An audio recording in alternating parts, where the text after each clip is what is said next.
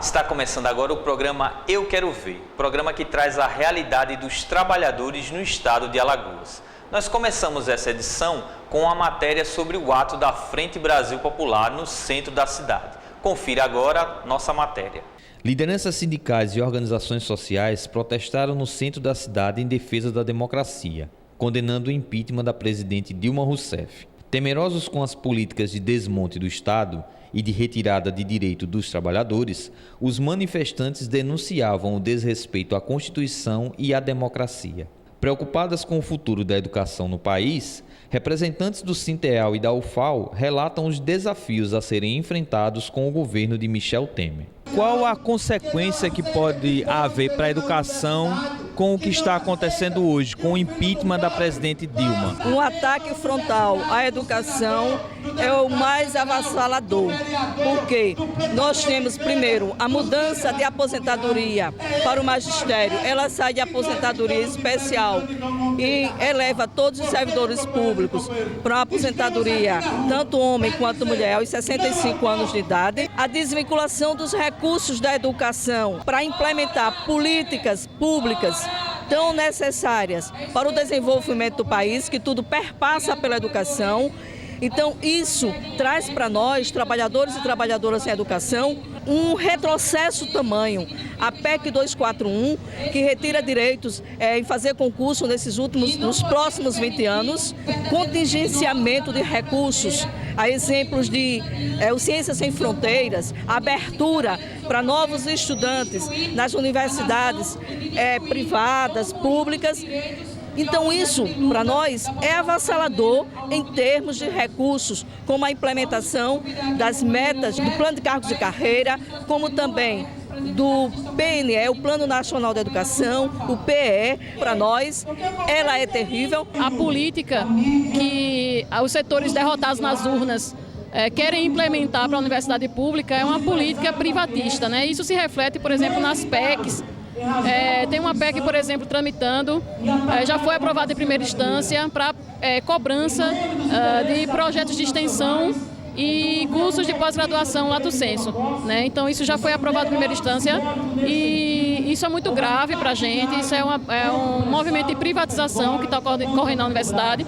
Só para dar um exemplo, hoje qualquer filho de trabalhador ou trabalhadora aqui de Alagoas, né, pode fazer um curso de alemão, de inglês, espanhol, gratuitamente no espaço cultural, né? Os filhos da classe trabalhadora que estudaram em escolas públicas, eles têm esse acesso, e isso está ameaçado, por exemplo, com o novo corte ao orçamento que foi anunciado, né, pelo Ministério da Educação, junto com o MPOG, né, logicamente, para o ano que vem, para o ano 2017. Né? Além dos cortes que já tinham sido feitos e os contingenciamentos, nós temos para o ano que vem, né, um corte ainda maior da ordem de 31 milhões de reais. Você imagine de onde é que nós vamos tirar, já que já cortamos em 2014, já cortamos em 2015, de onde é que nós vamos tirar 31 milhões? Isso significa demissão de trabalhadores, né, significa serviços paralisados na universidade, significa menos bolsas, né?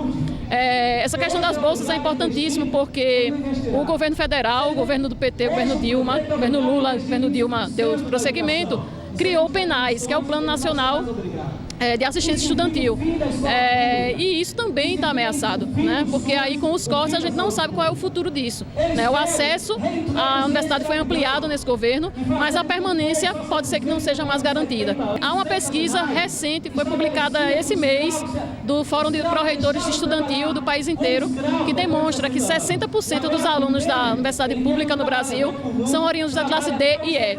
Então isso é um perfil que mudou, alterou significativamente no governo do PT, e isso incomoda. Isso é uma consequência clara desse processo de impeachment da presidenta Dilma, né? Ou seja, é colocar em curso toda uma política privatista dentro da universidade. E o último recurso que eu acho que foi o estopim disso tudo, né, que é o pré-sal, né, a garantia de um recurso, de uma riqueza para financiar a saúde e a educação, né, está claramente ameaçado pelo fim do sistema de partilha do pré-sal. Abre para o capital privado, né, a Petrobras deixa de ser pública, né, e deixa de recolher esses recursos, né, para investir no que é público. Eu acho que essas são as principais consequências. Há mais riscos para a educação se esse governo se efetivar? Sim, há. A gente já teve acesso à LOA, que é a Lei, né, Orçamentária 2017 da Universidade, e nessa LOA a gente passa de mais ou menos um investimento de 5 milhões no programa Mais Médicos na universidade para zero. Então acaba com os mais médicos na universidade, esse é o primeiro ponto, né? Outros programas fundamentais, históricos, como o Pronera está sendo ameaçado com o fim, né, da SECADI, que é a secretaria que gerenciava todos esses projetos para as minorias, para as populações que nunca tiveram acesso ao ensino superior, ela foi extinta, né? Então todos os projetos que estão ligados a isso, eles ficam ameaçados. Mas concretamente, só para dar um exemplo assim rápido, é o Mais Médicos, que foi varrido da nossa matriz orçamentária da universidade para 2017.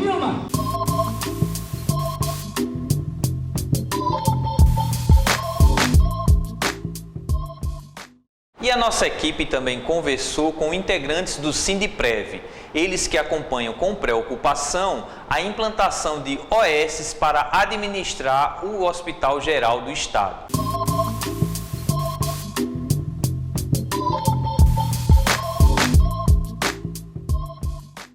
Olga, como é que o Sindiprev avalia essa medida do governador de contratar OAS para administrar a saúde em Alagoas? Nós temos tido uma preocupação muito grande desde o ano passado, em 2015, quando na calada da noite foi aprovado na Assembleia Legislativa a privatização dos serviços públicos aqui no Estado, tanto quanto da saúde, da educação e também de alguns outros serviços que são fundamentais para servidores públicos. No HGE, por exemplo, nós temos já implantado há poucos dias, através de uma determinação da secretária de saúde, alguns serviços que serão terceirizados, que passarão a ser gerenciados pelas OS.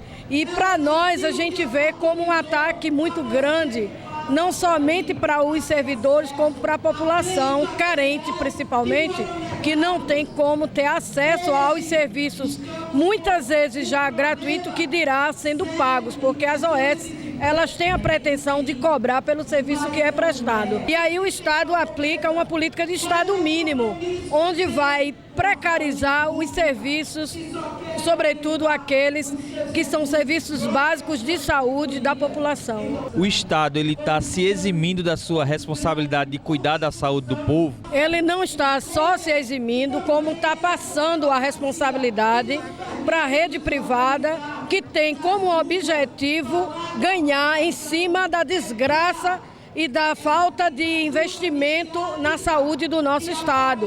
Porque uma vez que o serviço está privatizado, essas organizações elas farão e gerenciarão da mesma forma que foi feito em Santana do Ipanema, a mesma forma que foi feito no Rio de Janeiro, e que isso só trouxe ônus para a população e para os servidores públicos do Estado. O Sistema Único de Saúde, o SUS, estabelece a prioridade dos governantes e dos gestores com o serviço público de qualidade gratuito. E a gente está assistindo ultimamente a tentativa de gestores, como é aqui do Estado de Alagoas, de transferência da gestão das unidades de média e alta complexidade, como são os HGEs, para o modelo de gestão privado, ou seja, para a implantação de organizações sociais. Essas organizações sociais, elas são contratadas. Então veja, se o sistema hoje passa por dificuldade, se o sistema hoje está sucateado, foi com o objetivo justamente de transferir essas gestões para o setor privado. Nós vamos pagar a saúde 2 vezes, não é? Então isso já de cara já demonstra um prejuízo financeiro enorme para o Sistema Único de Saúde. A legislação determina que os gestores investem em saúde o mínimo de 12% nos estados. Nós sabemos hoje o problema de descarte, desvio de medicamentos, desvio de verbas. E ao invés de entregar para o setor privado, o governo do estado deveria fiscalizar a saúde, deveria botar a saúde nos trilhos do desenvolvimento social e do que determina a Constituição. Que tipo de consequência pode ter para a população em geral essa medida de entregar para as OS? O trabalhador perde a sua autonomia. Aquele trabalhador, servidor público, que submeteu ao concurso, que hoje está trabalhando há anos a fio, derramando seu sangue, seu suor pelo HGE, pelos hospitais gerais. Esse trabalhador perde a sua autonomia, fica submetido a uma empresa privada. O trabalhador fez o concurso para ser gerido pelo Estado. Quem é o gestor é o Estado e não uma empresa privada. Isso é inconstitucional. Segundo, quem perde é a população, porque ela vai ser ludibriada, né? Ela vai ter dupla porta de entrada. Vai ter a porta de entrada do SUSão e a porta de entrada do plano de saúde.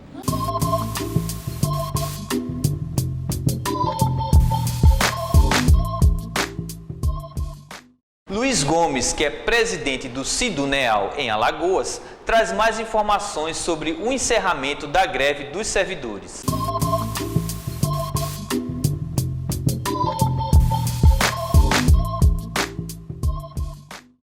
Quais os resultados os servidores conseguiram conquistar com esse movimento?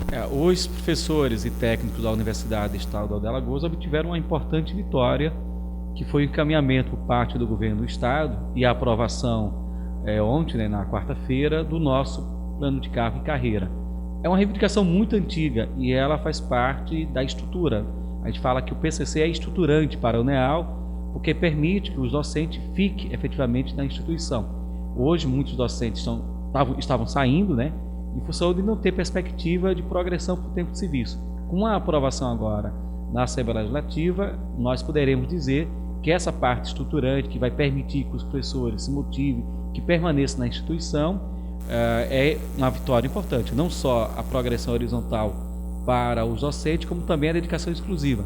Então, a partir de agora, esses dois elementos estruturantes na carreira vão permitir a permanência dos professores. Quanto aos técnicos, os técnicos tiveram uma mudança também no PCC, criando a progressão vertical que eles não tinham e deixando melhor a sua progressão horizontal.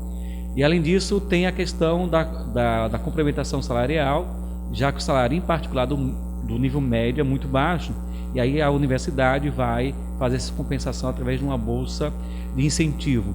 Então a nossa greve foi uma greve que a gente avalia como vitoriosa e, obviamente, que a mobilização é que fez o governo atender essas reivindicações. Falta ainda outras questões a serem resolvidas, afinal de contas, os 12 pontos que o governador assumiu com a universidade, nós vamos continuar cobrando até que todos eles sejam efetivamente cumpridos. Em relação à database, tanto dos servidores da UNEAL como dos servidores públicos, vocês conversaram, discutiram, tomaram algum encaminhamento em relação a isso?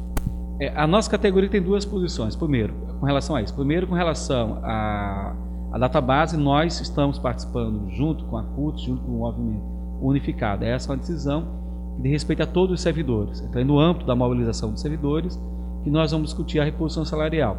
E uma outra posição que nós já tomamos também na Assembleia Geral é o apoio à greve geral proposta pelas centrais, porque entendemos que os direitos e a democracia e as conquistas sociais estão todas em risco nesse momento. Então, temos posição favorável à greve geral, uma decisão de categoria, portanto, quando a CUT e as centrais convocarem, nós iremos participar. E com relação à nota base, temos posição de nos juntarmos ao conjunto dos servidores públicos estaduais, junto com a CUT, para fazer essa discussão da reposição salarial do conjunto.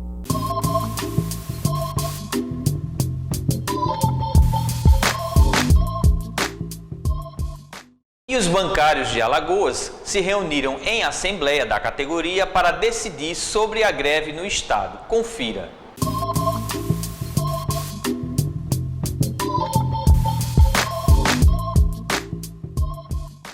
Os bancários de Alagoas de bancos públicos e privados decidiram, através de assembleia da categoria, pela greve a partir do dia 6 de setembro por tempo indeterminado. A greve a partir do dia 6 de setembro. Levantem o braço, por favor. Aprovado por unanimidade. Uma das principais reivindicações dos bancários, o reajuste salarial de 14,78%, não foi aceito pela FENABAN, que ofereceu apenas aos trabalhadores 6,5%. A partir do dia 6, apenas caixas eletrônicos, serviços por telefone e pela internet estarão disponíveis para a população. A Febraban ela fez uma proposta para o sindicato. Qual a resposta do sindicato em relação a essa proposta da Febraban? Olha, na última terça-feira nós tivemos uma reunião com a FENABAN, tá? E aí a FENABAN apresentou uma proposta, disseram que ia apresentar uma proposta global, mas só apresentaram a maioria as propostas econômicas, apresentaram 6,5% de reajuste e mais de 3% de abono. A nossa orientação para os bancários vai ser rejeitar a proposta, até porque 6,5% não chega nem a cumprir a inflação. E nós estamos pedindo inflação mais 5% de aumento real. Então, hoje nós estamos fazendo essa assembleia, tá, com os prazos legais definidos para que a gente possa desencadear a greve dos bancários. Apesar dos 5 maiores bancos ter tido um lucro de quase 30 bilhões já no início desse ano, no primeiro semestre, a proposta deles é muito mesquinha, a gente acha que não contempla, os bancários estão achando isso também, é por isso que eu acredito que até o final da Assembleia a gente deva estar com um indicativo de greve aprovado por tempo indeterminado a partir do dia 6. Participação dos lucros, tá? PLR e lucros e resultados, eles apresentaram apenas o reajuste que eles deram de 6,5% para ser aplicado na PLR. A gente entende que, por exemplo, esse modelo, inclusive, tem proposta nossa para modificar o modelo, mas os bancos não aceitam. As categorias de bancos públicos e bancos privados estão unidas para esse movimento? Olha, nós vamos avaliar isso hoje na Assembleia. Então a gente precisa fazer a Assembleia. Até agora está um número bom de funcionários, de bancários aparecendo para a Assembleia. E a gente acredita que até o final a gente deve encher o auditório. Mas a gente acredita que os bancários sabem da importância dessa Assembleia.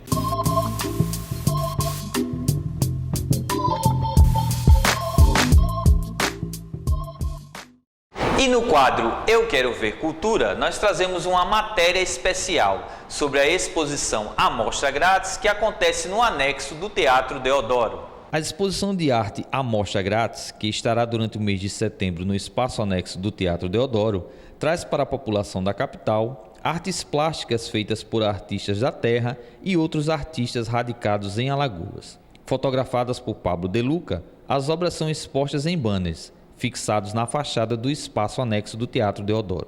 A exposição pretende aproximar o público das artes plásticas, produzidas em Alagoas, democratizando assim o acesso à cultura no estado. Denis, fala um pouco para nós sobre essa tua obra e a participação nessa exposição. Olha, foi uma satisfação em participar dessa segunda edição da Amostra Grátis, uma vez que eu fui escolhido como um desenhista. Na primeira edição eles fizeram exposições de artistas plásticos com técnicas de acrílico e óleo sobre tela, mas tinha um desenhista, que foi o Hércules. E nessa segunda edição o escolhido foi a minha pessoa. Eu estou me sentindo assim muito satisfeito pelo reconhecimento. Qual a importância que tem de um espaço como esse do Teatro Deodoro abrir para esse tipo de exposição, para mostrar essas obras dos artistas alagoanos? Olha, eu acho que o objetivo dessa exposição é justamente tornar-se mais popular o que é a cultura alagoana, porque a gente fica muito preso em galerias, onde o povo não tem acesso, né? Uma classe mais elitista é que consegue ver as obras dos artistas alagoanos. E aqui não, a Amostra Grátis ela mostra as obras do artista através de uma reprodução fotográfica, mas até pela própria rua. Ao passar na rua você está vendo a obra do artista. Claro, se tiver curiosidade, você vai vê-la mais de perto, adentrando aqui na galeria e tendo ainda como cortesia levar um cartão postal que é uma amostra grátis da obra da gente. Isso é uma forma de não só levar para os alagoanos, como também para o turista que vem.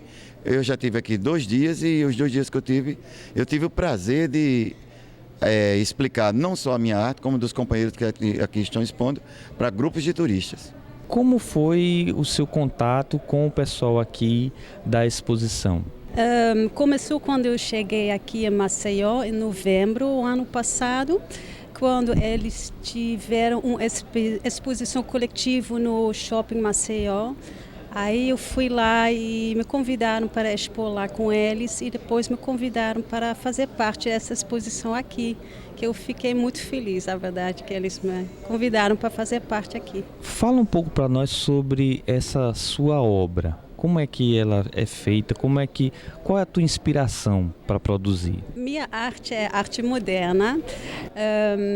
Como eu faço? A verdade, eu nunca tenho um conceito antes. Eu começo a pintar, começo a criar e durante a criação eu começo a criar ideias e começo a fazer coisas dentro do trabalho. Às vezes eu trabalho com tinta acrílica, às vezes com óleo, às vezes com técnica de fotografia, às vezes com gravura. Eu escrevo muito, eu gosto muito do escrito, gosto de me expressar pela palavra e aí eu crio o meu quadro. Você acredita que esse tipo de exposição ele ajuda a divulgar a cultura aqui em Alagoas? Eu acho que sim. Eu acho muito legal, que dá para ver tudo de lá de fora sem precisar entrar, se tem timidez ou desconhecimento de arte, eu acho maravilhoso.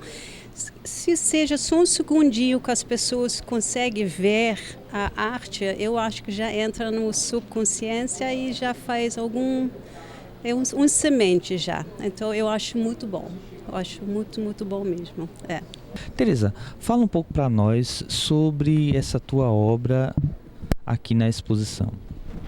Bom, esse trabalho é um trabalho que tem um tema indígena, né? Marca indígena, e o outro sol e marca, no caso que é esse que estamos próximos.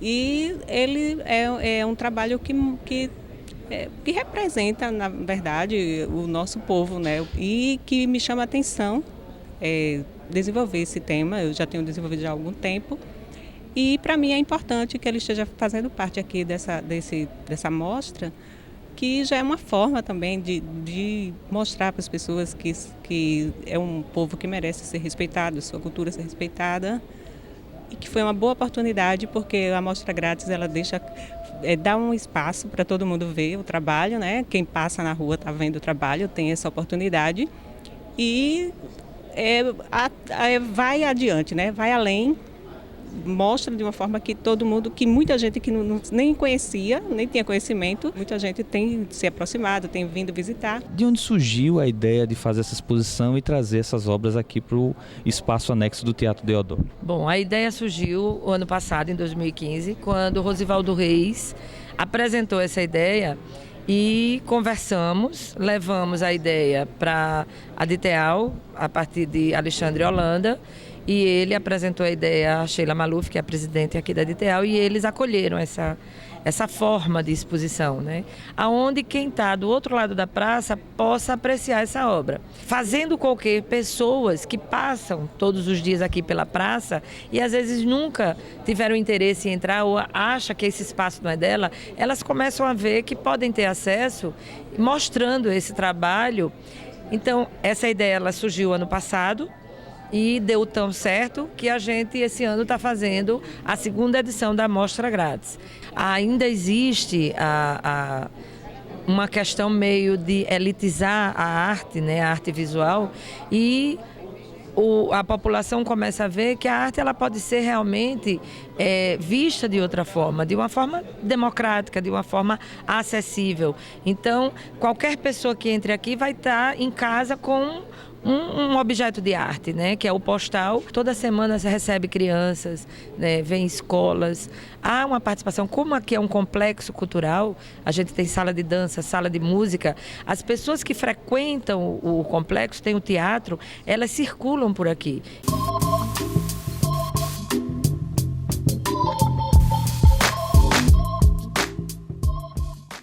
E o programa Eu Quero Ver dessa semana vai ficando por aqui. Para continuar acompanhando as nossas matérias, você pode acessar através da internet no www.tvcommaceió.tv.br. Estamos também no YouTube, através do youtube.com/tvcommaceió. No Facebook, TV Com Maceió. Para sugestões de pautas ou críticas, pode mandar um e-mail para tvcommaceió@gmail.com. Tenham todos uma ótima semana e até o próximo programa.